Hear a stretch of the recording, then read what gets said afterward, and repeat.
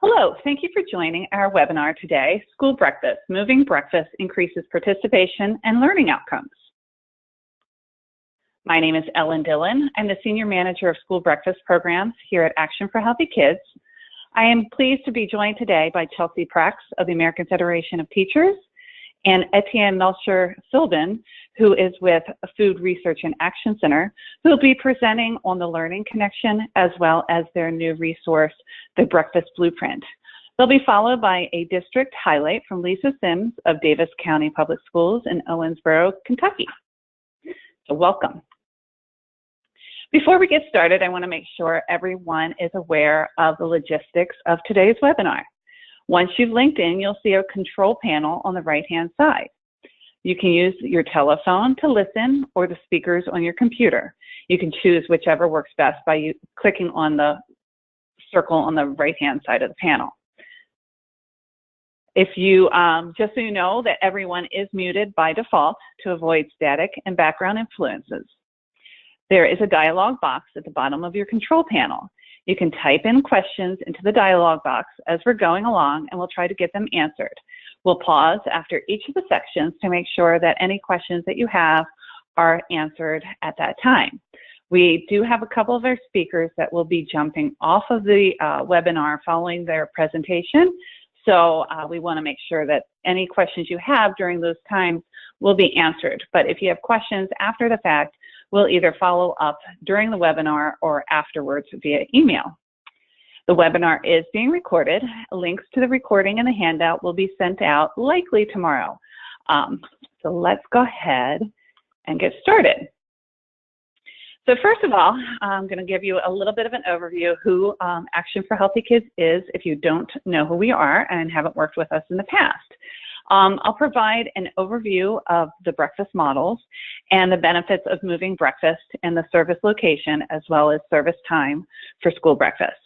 Chelsea and Etienne will share the AFT and FRAX resource, Breakfast Blueprint, and how breakfast supports learning. And then we'll hear from one of our districts who will share their experience with increasing school breakfast participation and how it impacted that school district. And let's get rolling. So who is Action for Healthy Kids? First of all, I want to give you some background as to who we are. Action for Healthy Kids' vision is a world in which every kid is healthy, active, and ready to learn. As an organization, we mobilize school professionals, families, and communities to take actions that lead to healthy eating, physical activity, and healthier schools where kids thrive. We're made up of moms, dads, teachers, students, school and community leaders, and school wellness experts who have banded together to create healthier learning environments for our children. We believe that everyone has a part to play in ending the nation's childhood obesity epidemic. Our programs, tools, and resources make that possible. We were founded in 2002 by former Surgeon General David Satcher. Today, we have more than 120,000 members and constituents in our network. We're also partnered with dozens of professional associations, government agencies, and corporations at the national and local level. Our goal is to create school communities where children learn how to make healthy choices from the minute they walk in the front door to the minute they leave at the end of the school day. That's a little bit more about who we are. Today, we're going to be focusing on the connection of learning and school breakfast. But the bottom line is that there is this connection with learning between good food and active bodies, help to bring children into giving them more success in both the classroom and in their future lives. But first, we're going to talk a little bit more about breakfast. And what is the problem with the traditional breakfast model that many of us are familiar with? And we're talking about breakfast in the cafeteria before the bell. It's usually held in the cafeteria, which can be a problem because it's not big enough to house all the students. And no matter what the level of free and reduced or poverty is in that school, no matter how many students come in, the likelihood of all of those students being able to be served in the cafeteria is small. That's one of the reasons why schools are hosting multiple lunch shifts, because they can't house all those students at one time. And often the cafeteria is not conveniently located. We hear from schools all the time where The cafeteria is in the opposite side where the school students enter the building. It's on another floor, it's in the basement, or whatever the case may be. So often it's very much hard to follow the, sorry, I got distracted by a question in the question box. Are you, I'm just gonna pause for a second. I saw a question saying that you're seeing the control panel. Chelsea or Etienne or Lisa, could you tell me if the control panel is visible for everyone? Ellen, I believe I can see the control panel, yes. You're seeing my control panel?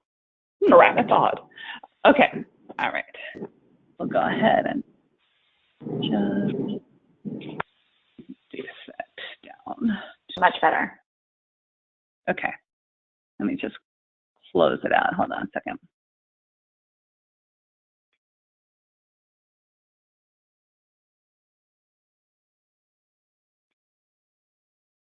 All right, I think we're good now. Is that better? I'm just going to check a quick note. Okay, perfect. All right, thanks, Kayla. I'm glad you shared that you were having problems seeing that.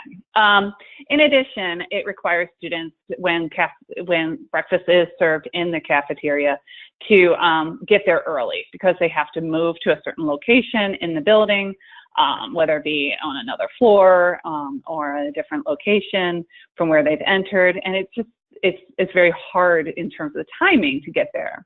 And then there's other competing interests that students have. So they've arrived on time, but then they have the opportunity to play on the playground or hang out with friends or congregate in a location other than where they might be able to participate in breakfast. There's also a stigma that's related to breakfast, more so than lunch, where only the quote unquote poor kids are eating breakfast. So by moving it from before the bell time, it really helps to increase make it an easier process where kids are no longer feeling that same stigma. And not always does everyone want to eat first thing in the morning. So that early arrival, also the high school students come in early for school, it makes it really hard to want to eat that early in the day. So we suggest moving the time of breakfast, and we suggest to move that after the bell. And so you'll see a lot of legislation that's taking place around the country in certain states where breakfast after the bell is required in schools that have a higher level of free and reduced. And it's really about starting breakfast after the school day or after the bell rings for that first school day. All right. So what does it mean to change the way breakfast is served? Well, it's all about location. It's where we're trying to meet students where they're located. So whether it be in a classroom at the start of the class day and moving breakfast to them, or offering some type of a second chance breakfast, maybe a mid-morning break between classes, or maybe there's a natural break in the day where it's almost like a mid-morning recess. And it can be served in multiple locations, but it's really making sure that breakfast is available when students are available to participate. And then there's a grab-and-go breakfast, which could be either as part of a second chance breakfast or as part of the morning arrival, and then students are able to eat it in a classroom after the school bell rings. So there are ways to meet students where they are. Again, removing that idea where students have to come to the cafeteria to eat breakfast. So there are many benefits of school breakfast. I'm just going to try to reduce my panel one more time.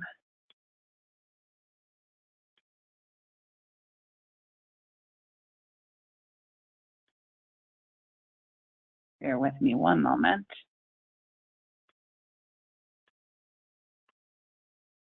All right, let's see if that should make it better.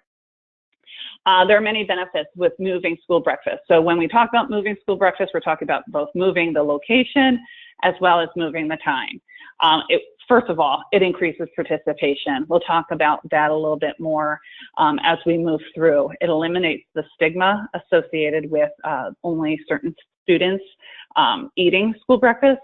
It improves academic outcomes, and that's where we're going to hear more from Chelsea and Etienne about both, whether it be school attendance. We know when students arrive on time and attend school, they're more likely to be learning and have opportunity for participation in the learning environment.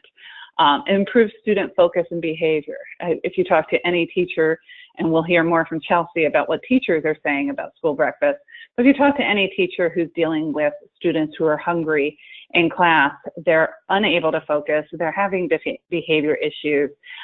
They're no longer, when we're talking about eating and having school breakfast, are they focused on their bellies, but they're able to focus on the learning at hand. And we see better student performance. We also see fewer nurses visits due to those hungry bellies. So, you know, improving and participation in school breakfast by moving them to where students are located, as well as the time of the day when students are eating, really helps to keep students in their class focused and ready to learn. And also with breakfast in the classroom in particular, there's this increased sense of community that takes place with a school breakfast. Now, there are concerns, and we'll hear more again from Chelsea and Etienne about that learning piece, but really as there's concern about impacting instructional time. But we know from teachers that they're finding there's more instructional time. It's how they're using that time within the classroom. That many educational organizations are saying that this is a time where some of those tasks that normally take place in the morning school day can still be taking place, whether it be taking roll, collecting attendance, listening to announcements.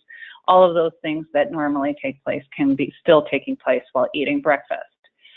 It's a great way to start that academic day. Students are arriving, they're ready to go. They're not coming in and out from the cafeteria to the classroom. They're ready to start their day. And again, we'll hear more from Chelsea and Etienne in just a minute about the instructional piece. So Action for Healthy Kids has been doing evaluation of some of our breakfast funded grants over the years. In the last year, we surveyed our schools as to what other impacts they're seeing.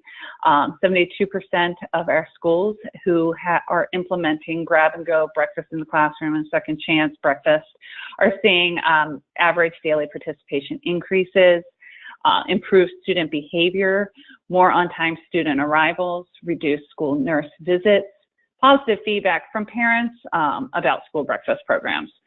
So not only are we seeing the academic performances increasing, but also the environment and the school culture is changing too, based on the enthusiasm and feedback we're seeing from both students and parents. There's also that idea of increased instructional time, increased teacher and administrative support, increased food service revenue, as well as the ability for food service to hire more staffing. So all of those are some of the other impacts that are related to increasing breakfast participation by offering an alternative model in the school day. So I'm going to pause for a quick second and just see if there are any other questions. And so we did have a question as to if I will receive a copy of the presentation. Yes, everyone will receive both the recording and a copy of the slide deck, as well as some of the resources that are referenced today. All right, so we're going to go ahead and have Chelsea and Etienne share about the breakfast blueprint from AFT and FRAC, as well as the learning piece that's associated with Breakfast After the Bell program.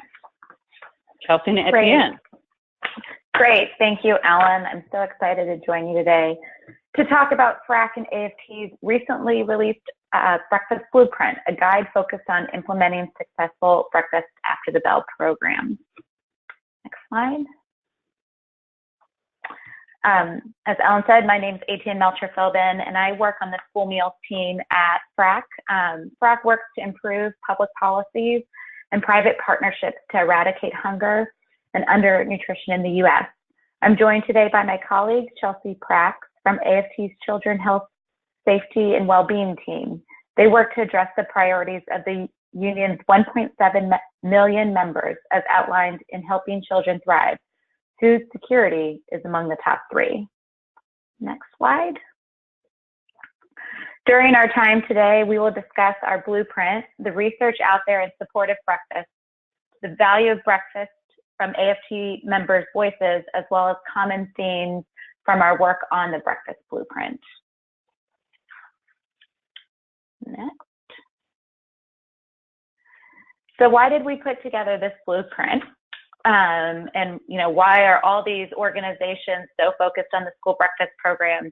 As Ellen mentioned, they're compared to the National School Lunch Program, the school breakfast program has historically lagged in participation. Every year, FRAC releases our school breakfast scorecard that measures school breakfast participation data by state.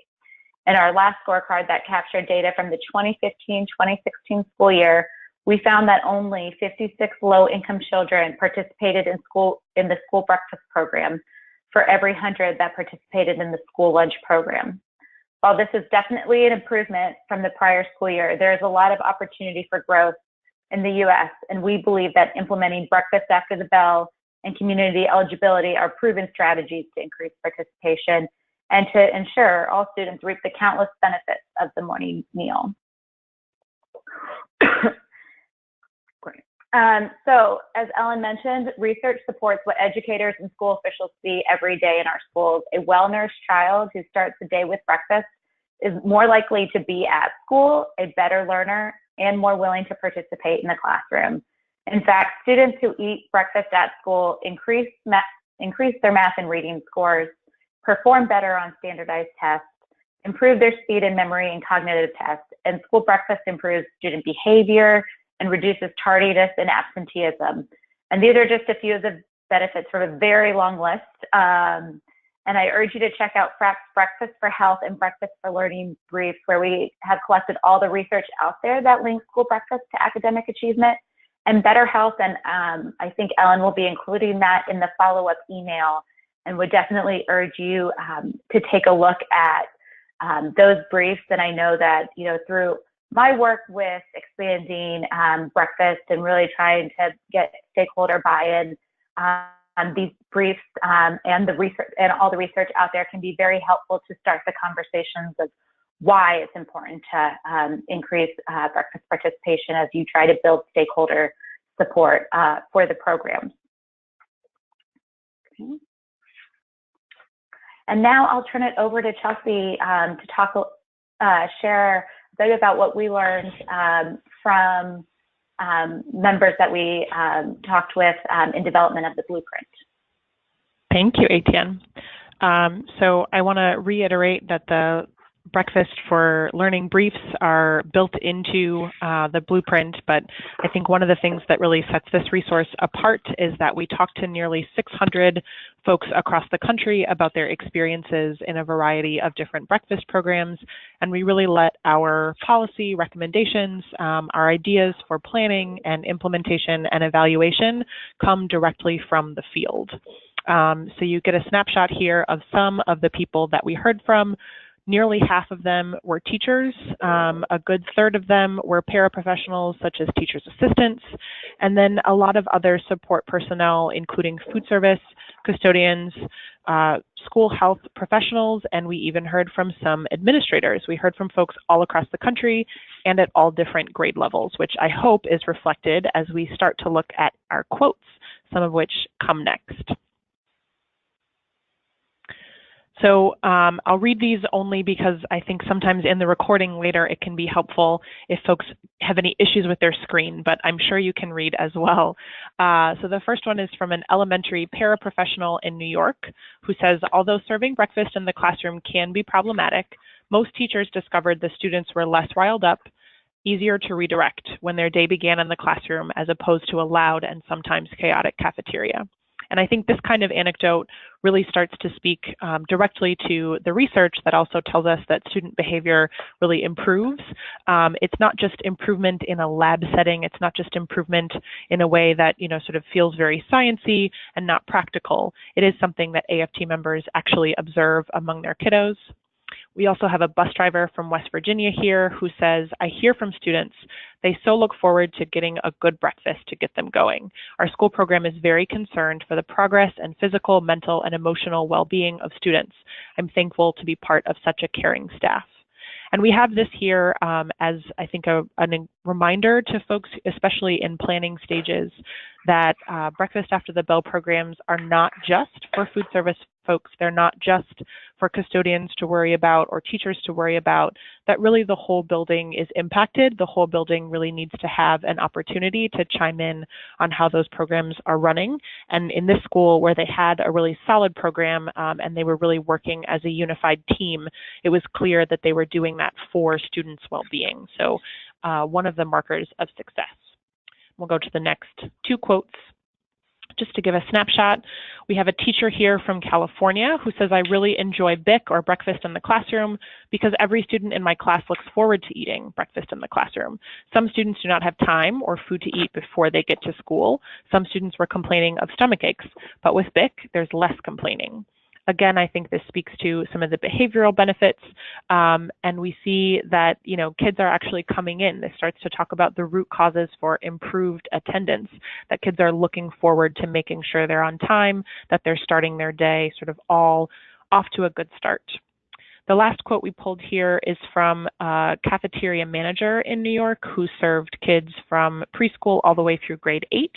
And this person really was talking about poverty as one of the reasons that a breakfast after the bell program was really a great support system for their kids. Our district is so poor, far below the poverty line, that these kids really need breakfast, lunch, and snack. For a lot of these kids, these are their only meals. It just breaks my heart for kids I see every day. And I think this really comes back to the work that a lot of us are doing to reinforce the role of the school in supporting our kiddos and their families in really robust ways and whole child ways. So we took that grounding in understanding the benefits of breakfast after the bell, both from a research perspective and from an individual member perspective. And we still had to deal with some of those challenges that Ellen was introducing a little bit earlier. We know that breakfast after the bell can be really awesome, and I'll have Etienne speak to that in a moment. But we really wanted with the blueprint to get into some of how do you make that work. So I'll turn it back over to Etienne to talk about why we know that breakfast after the bell is such a solid approach. Yes, well, thank you, Chelsea. And I think, you know, from the quotes you shared, it just shows the tremendous impact these programs can have on children. And, you know, as Ellen discussed, operations and the logistics of school breakfast programs can significantly impact reach. You know, the timing of meal service, hectic morning schedules, and there's a lot of different reasons why students do not participate in the traditional program, but with direct delivery to the classroom, which is just like it sounds, you know, delivered by bag or sometimes by a kiosk to the classroom, which is great for elementary students where children can eat all together in the classroom for the first few minutes of the day. It's a great approach, grab and go, where they grab it off of the kiosk, sometimes out of the cafeteria, and then bringing it to the classroom, as well as second chance breakfast. And that's, you know, after first period on their way to second period, possibly during a break. And I think very popular amongst high school students. Obviously, you know, these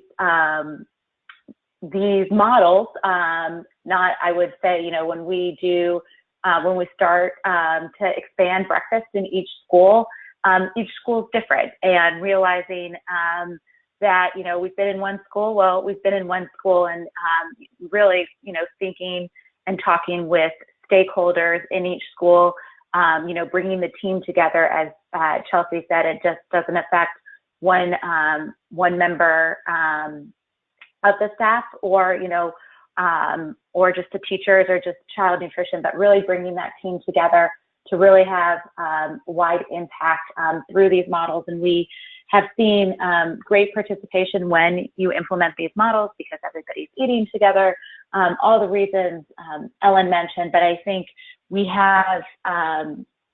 talked with stakeholders, and know it can be potentially a challenge. And so through our breakfast blueprint guide, trying to highlight some of those challenges, but also providing solutions and things that you should plan for. And so trying to set you up for success in whatever model you choose to do with your school, because when successfully implemented, we do see participation increase almost immediately. And in some schools that I've worked with, double in a week. So, I mean, that just shows you what these programs can truly do. And now I'll turn it over to Chelsea to talk a little bit more in depth about the themes we captured during our conversations with AFT members. Thank you. All right, so you all have here sort of a snapshot graphic of what we heard from folks really works in classrooms. And I know that this is maybe not the easiest to read on your screen, but I hope that the yellow icons at least start to get your mind going. And you can find this within the blueprint. You can also find this graphic online if you really want to dig more deeply into it. You'll see, for example, that we're highlighting some of the benefits. There's an A+ on the board there. There's a clock to remind us that, these programs really need to be on a schedule, need to have routines, but also that they help with attendance and with timeliness. You see that there are multiple adults in this scene because very often successful programs are really based, again, on a team approach, the idea that it's not just one teacher, but sometimes parent volunteers, sometimes administrators, paraprofessionals. Those roles are delineated differently in every building, but that more hands on deck often means more success. We also see in this image that several students are really doing different things, that multiple routines can be coexisting in a classroom.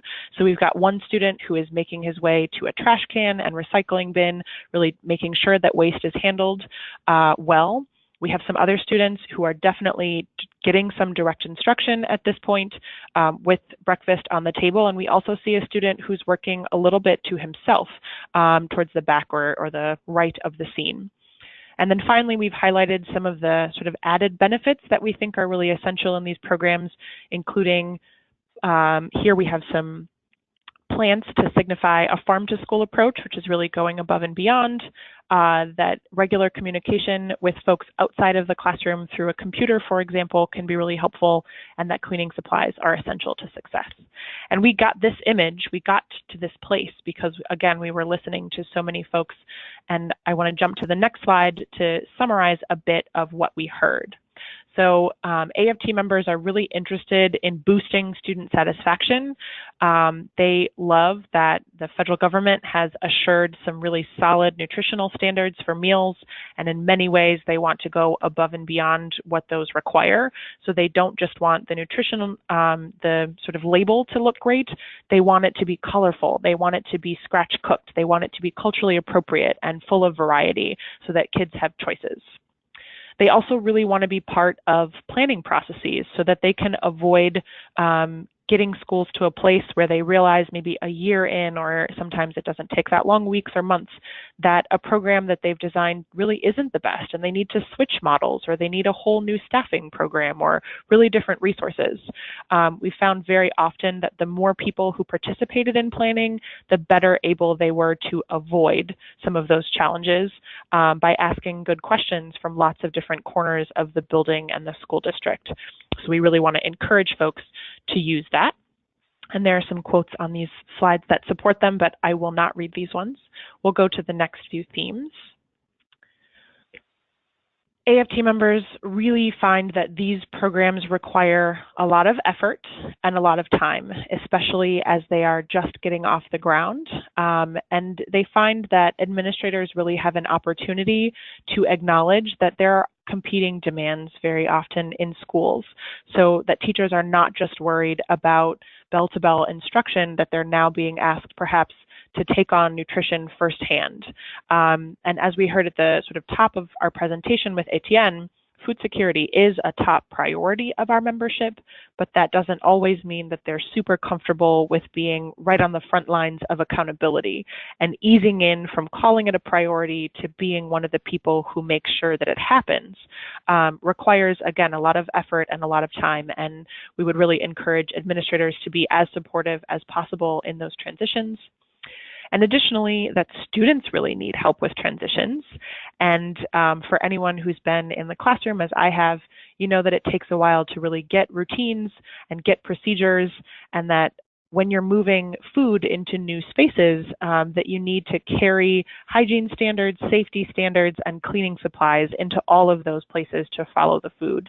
And as we saw in that quick infographic snapshot, we think students really can be part of those routines and help make sure they work. That was essential to the success of a number of programs. But we want to just have that at the top of people's mind for successful programs. So after all of this listening, after all of this great research, knowing that folks, really can do great work around breakfast, the breakfast blueprint includes 8 sections, and you've got a snapshot here of what they are. You can find them online at aft.org/breakfast blueprint, and you can also download them either section by section if there's one that really speaks to wherever you're at in this process of planning, implementing, or improving, or evaluating. And you can also download the whole thing. So we didn't put in too many teasers of sort of what the entire blueprint includes besides some of these quotes, but Etienne and I are both available for a few questions if we've got specifics.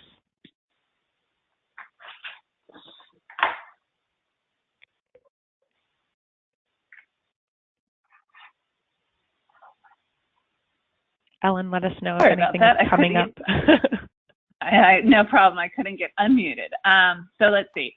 How would you address vegetarian population in the community? At least twice a week option would be appreciated for vegetarian, vegan, gluten-free, allergy-tolerant breakfast. Do you have any thoughts regarding that community? So I can speak to this a little bit. I think talking with your child nutrition staff to see what they offer now, and different menu items and what are the needs of the students. And I think, working with the child nutrition department to see, what are different options. I know that there are a lot, when you look at menu, and especially now with breakfast in the classroom programs, there are a lot of different menu items now. I think, in the past, folks have thought, here are like the 5, it's potentially on a one week rotation, but here are the 5 menu items that we have that we switch out. And so, there are definitely a lot of options, and can work with child nutrition staff to meet those needs. We're going to be hearing from another professional in just a moment, and maybe she can speak to that question as well when she talks about her school district and her maybe encountering those problems or questions. Just got another question here. Oh, she just said thank you for that.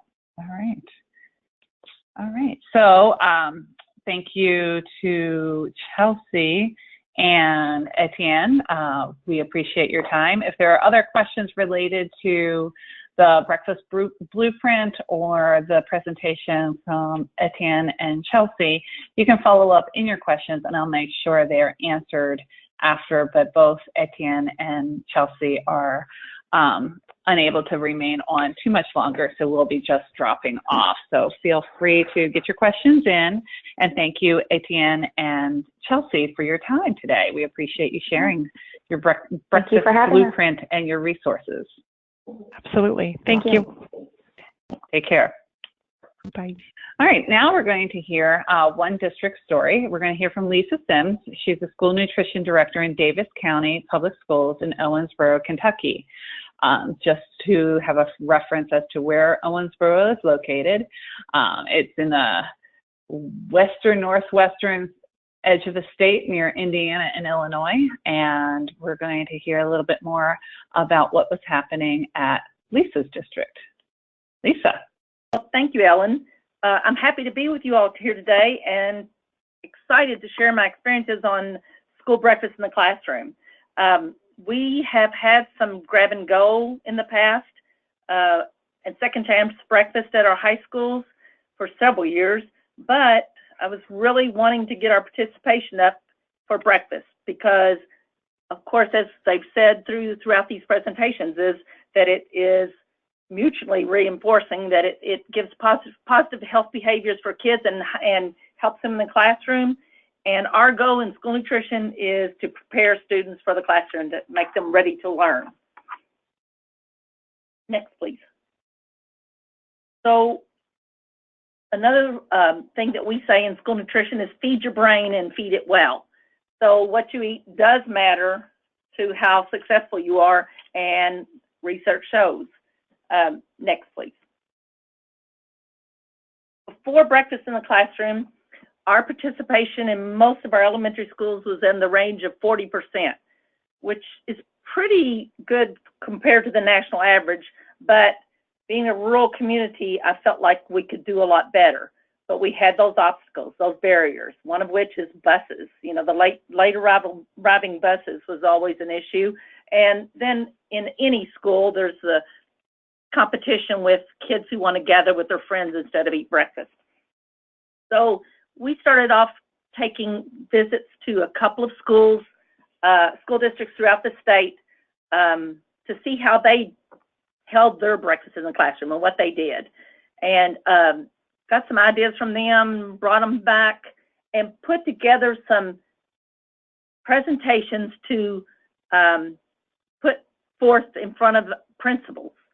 Because at one time I talked to my supervisor who was a numbers man, and he realized that it would increase participation, but he was always afraid to push a school to try this program for me. So I thought I have to get a good presentation before these principals in order to get some volunteers to pilot this program. And it worked.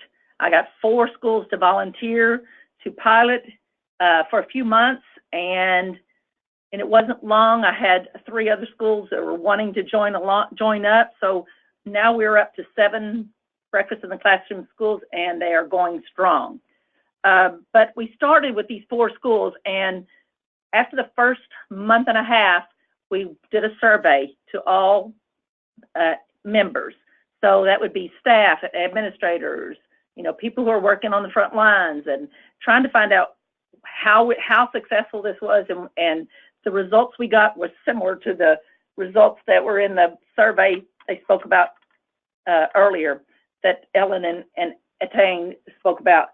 I mean, Chelsea and Attain, and that, you know, there was less trips to the nurse. There was more awareness in the morning. The halls were quieter. There were so many good points about it that we definitely sold the schools on this new method of serving breakfast. And our participation, we'll see in the next slide, went from 43% average to 73%. And of course, even in that first month, it was more like 85% because it was a new item, but it's balanced out to be about 73% now. And we are just thrilled to be able to offer this. The only thing that's keeping us from getting up in the 80s is probably the fact that some of the principals wanted to keep their morning assemblies on one day a week, or 1 month a week, one Friday of the month, or something like that. So on those days, we actually do put breakfast back into the cafeteria for those days. So, you know, there's flexibility in the schools so that the schools can continue to run the way they run. But basically, you have to be able to be flexible in school nutrition anyway, and especially in implementing something where you're putting it in the classroom and you're dealing with different administrators and different teachers. But who wins in this program? Of course, the students win. They get better grades. They feel better. They're more alert. I mean, they're really excited about getting breakfast. Teachers, they've really come behind this program and given us good support. And the school wins because the test scores go up, you know, and they're always competitive on getting those test scores to the top, and the kids need to be there in order to learn. So, you know, reduced tardiness and absentees is very important. And then for parents, the convenience of not having to prepare meals in the morning, and also the low cost or no cost, because with these schools, we actually signed universal free intent for these schools so that we do not collect any money, and we're implementing provision to method this year for our federal breakfast program. Next, please. So here's some pictures of some prep lines for the breakfast in the classroom. As you can see, we still use our serving lines because that's where we put our coolers together. But those coolers, the red coolers are for the hot items or dry, and then the blue coolers are for the cold items. And we also have purchased hot plates and ice sheets so that the prep time in the morning, there's no concern about those foods staying at temperature for us. And you'll see there's a little slit in the top of those coolers. That is for the teacher's name and also the check sheet that they have to sign. And then we had trouble with the milk, increase in milk in some of the cafeterias, so we bought these rolling carts to keep in the walk-in coolers to help organize that. Next. So using offer versus serve is another way of keeping this program cost effective. Of course, the child has to have a fruit or vegetable or a fruit or a juice, and so at our schools we actually put the juice and the entree on the desk, and that is already the reimbursable meal. The milk and the juice, the milk and the fruit stay in the cooler, and so those are options that are available to them. So that's the offer versus serve. But the reimbursable meal is already on the desk. Now they can decline that meal, but it's already on the desk. We did see schools where they did a version of this. At the coolers, they set outside their classroom door, and that way the children would make their selections as they came in, and the teacher had to make sure that they had either a fruit or a juice and two other items.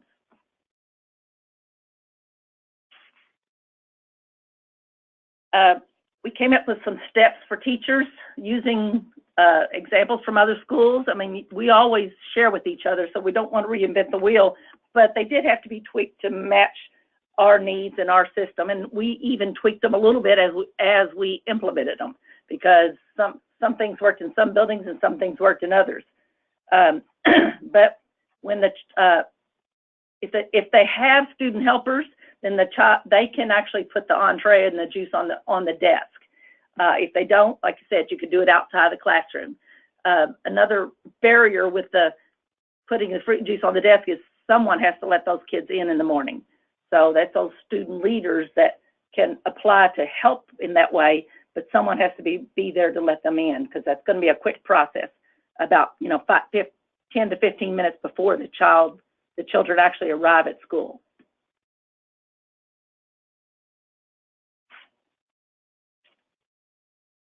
And like I said, we had some simple steps for teachers, and we learned a little bit as we went along. We wanted to include, of course, like I said, things to wipe up with, and a trash bag. One of the ideas for the trash bag was to put our trash bag inside the teacher's trash can, so that once it's filled and tied and set outside the door for the custodian, their trash bag is still intact. So that way it doesn't interfere with the classroom, and all the trash is out of the room with it, as soon as the breakfast is over. Next slide shows our paperwork. We just needed a check sheet for the first couple years for the students, so we run this out of our point of sale system, and it's just a list of the students in the classroom, and that all the teacher has to do is ask if that student wants a meal. If they do, they check mark and go on, and that gets turned in once a week and signed. The next page shows a completed form, and obviously every child's not going to be there every single day, so that shouldn't be totally full of check marks. And we do offer one meal for the teacher in the room. And someone asked about special dietary needs. We do provide for those, and we mark those, might put those in a separate bag and mark them accordingly, and they'll also be written on the top of these check sheets, especially if it's an allergy situation. I think that's all the presentation I had. How about questions from anyone?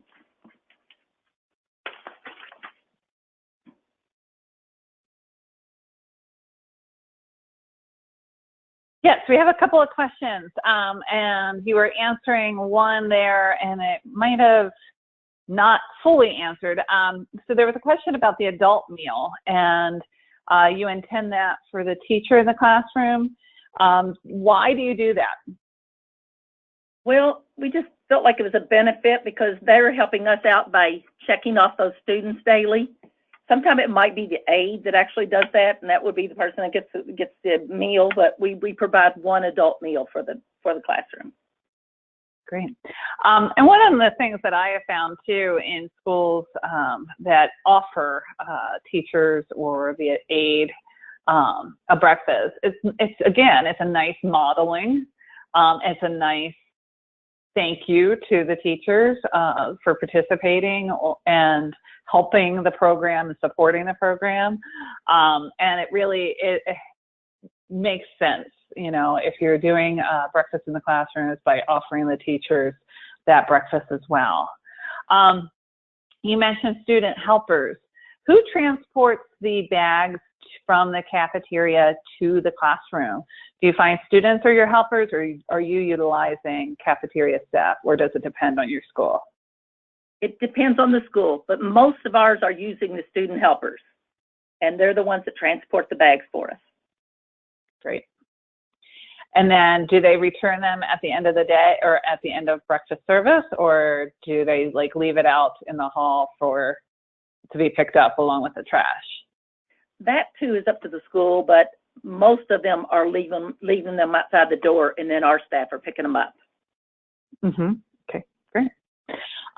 Just an add-on to that question. Do you find in terms of prep, either for cafeteria staff or your custodial staff, is it more work, just change of work, same amount of work, just in a different time frame? Maybe you have to do more prep right after or getting ready, but you're not doing a cafeteria cleanup in between breakfast to get ready for lunch. How has your workload changed? Exactly, you're right. It has been a good change out like that because, of course, they're not serving, they're not having to clean up the line, they're not having to convert the line to lunch. It's ready for lunch. And, the dishes, all that stuff is gone, but there is a lot of prep that's done. And most of the prep is a day ahead. So if they could stay ahead of it and work that routine, once they get that routine going, it comes out the same on labor. Yeah, great. Were you able to hire more staff with the additional participation, or do you just shuffle your staffing around to cover things? There were 2 schools that we added a half an hour, but it wasn't due to prep, it was due to the volume of increase. And volume increases revenue, which increases the ability to pay for that extra time, exactly. Which are all usually good things. Exactly. Awesome. Another question around hot and cold breakfast. From my experience, and this is really a question from me, so this one hasn't come in, we see, from Action for Healthy Kids, for those of you who don't know, we have grants that usually come live every spring for the next school year. And one of the things that we see is many school districts or schools start with cold items for their breakfast in the classroom, and then they add hot later, or hot bags, as they start increasing their breakfast participation just for additional variety. Did you start with hot and cold from the beginning? Did you add hot later? Were you always doing hot and cold? We always did hot and cold because I didn't want the breakfast to change that much from what they were used to when they did eat in the cafeteria. But we did modify as we went along. It didn't take us long to figure out the items that did or did not work. Or maybe I needed to order certain items prepackaged for the breakfast in the classroom schools, and they could be bulk packed for the other schools. So all of that took a little time to figure out. The other things we did were, there has to be high participation items, because if you send something to the classroom that's one of your low participation items from breakfast, it really hurts your participation, and it's just not good for the classroom, because then you've got all this food coming back and the numbers don't line up with the day before. So it's really that menu is a key. Yeah. Do you survey your students about, menu items, or are you looking more at the what is popular, what is being taken, eaten on the given days? I didn't do any direct surveys, but we did do some visits to classrooms and had some conversations with different children throughout the beginning of the program. So we had a question, a statement question. I would think this would make more work for teachers. And given hearing from AFT and the American Federation of Teachers, which is a teachers union, as well as your experience working with teachers, I also recognize, there is sometimes a different work. Normally teachers don't oversee or count breakfast meals, but from what I hear, the work balances out because there are so many other classroom benefits. What do you hear in your schools from your teachers? Well, like I said, we did a survey after the first month and a half, and that was one of the things I hit on quite a bit, because I've heard a few negative comments, and of course you're always going to hear a few of those, but I had really such strong response to meeting the hunger and dietary needs in the schools, and the classrooms were so much more organized and calm in the mornings that they thought, and then also the trips to the nurses were almost nil.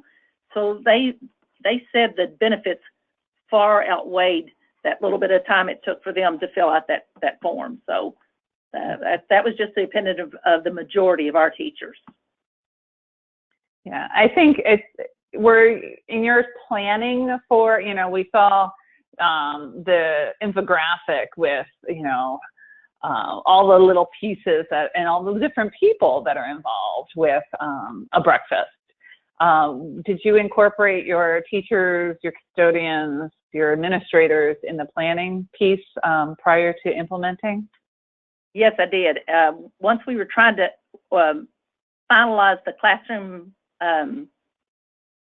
timeline and procedures, those went out to teachers and administrators and cafeteria and custodians. We sent it out to different groups of people so that we could get their input on it as well before we actually sent it out as a format. Yeah, I think the more you involve everyone in the planning, definitely, and we saw that from what the experts are saying, what the schools are saying, the teachers are saying, and the American Federation of Teachers reporting. People need to have a say. They need to feel A, heard, and then B, they're the ones doing it. So listening to what they want, whether it be sturdy trash bags, paper towels, like those are easy things that can be added in and incorporated into the classroom to make life easier and make people happy. So, you don't do it, you're going to have problems, and then you're going to be scrambling after the fact. So when you take that time to listen, to engage, to, look at lots of different pieces, that's where that blueprint is really a nice tool and resource to really think about things that maybe one person's not thinking about, but someone else in a different department is thinking about. We did have a question about additional, additional workload. And if you saw that the changing the breakfast from the cafeteria to the classroom used more time or less time for preparation as a whole, or would it be just different time? Well, I thought I pretty much covered that. The only other part of that I would say is the cashiering part of it. We had a cashier at the breakfast time, and with this breakfast in the classroom, the cashier rings them in as a group. So she's able to bring them up by classroom and just ring them in as a group. But I was also going to hit on the fact that Provision 2 is a program through the federal government that allows us to group the meals together. So we're in what's called Provision 2 base year this year, which means those tally sheets have to have those student names on it. Next year, it'll just be a checkoff sheet, much like you'd see in the summer feeding program, where you just have a tally of 1, 8, 2, 8, 3, 8, 4, 8, that type of a tally system. So that will simplify both the teacher's checkoff sheet as well as the cashier's time at the register ringing these students in. Great, thanks for sharing that. That kind of leads into the next question from Maria regarding if you're not currently a free and reduced school that is allowed to or able to implement as no cost through universal free or CEP, how do you have any experience with being able to charge students or use a POS system for tracking meals and accountability? Have you ever had that experience, Lisa? Not with breakfast in the classroom, but I think it could be an extension of like the kiosks, the carts in the hallway, where it would be more of a grab and go, where they take it from the cart and then go to the classroom. And that would be the only way, because you're going to have some sort of point of sale where the child passes the point of sale before they go into the classroom. Yeah, it is definitely a different beast, so to speak. It is a little bit more logistically cumbersome to not have it be free for all students. And having something be free for all students really does help to reduce that stigma associated with only certain students eating breakfast. But you definitely could do breakfast in the classroom and have it be a paid situation for some students. You'd end up having to, I've seen schools that when they use and I'm blanking what it's called, the cards with the magnetic strips, so they collect them, and those students that are participating put in their cards, and then they come down, they scan them, and then the students pick them back up when they come in for lunch that afternoon. Or I've seen some schools use like a Google Sheets type of tracking to almost place their orders maybe the day before too, where then they can get charged their meals after or even prior to participating. So, it does require a little bit more effort in terms of organizing and making that happen. All right, let's just be mindful. We're almost to we are at the top of the hour. We've answered questions. If there are any questions that have come in, you can reach me afterwards. There was a question about parents. Lisa, do you guys survey your parents regarding school breakfast? We have not. I've got some comments and some phone calls of parents endorsing the program, but no, we have not polled them. Yeah, I mean, we highly recommend incorporating parents, whether it be through a parent on a district wellness team, a school health team, or through, communications, as many of you do with your parents and sharing what's happening with your parents. I did want to share around Parents for Healthy Kids. It's a new website that has been created with Action for Healthy Kids, the National PTA, and it's focusing on those parents. So I encourage you to check it out, share it with parents in your network. It might be something that really helps them work with schools. We have lots of resources available in social media for you, and we encourage you to follow us, whether it be on Flickr or YouTube or Pinterest or Twitter. And I will follow up with all of the information that you saw here today, as well as the links to the resources mentioned. And make sure you also have my email so that you can follow up with me if you have any more questions.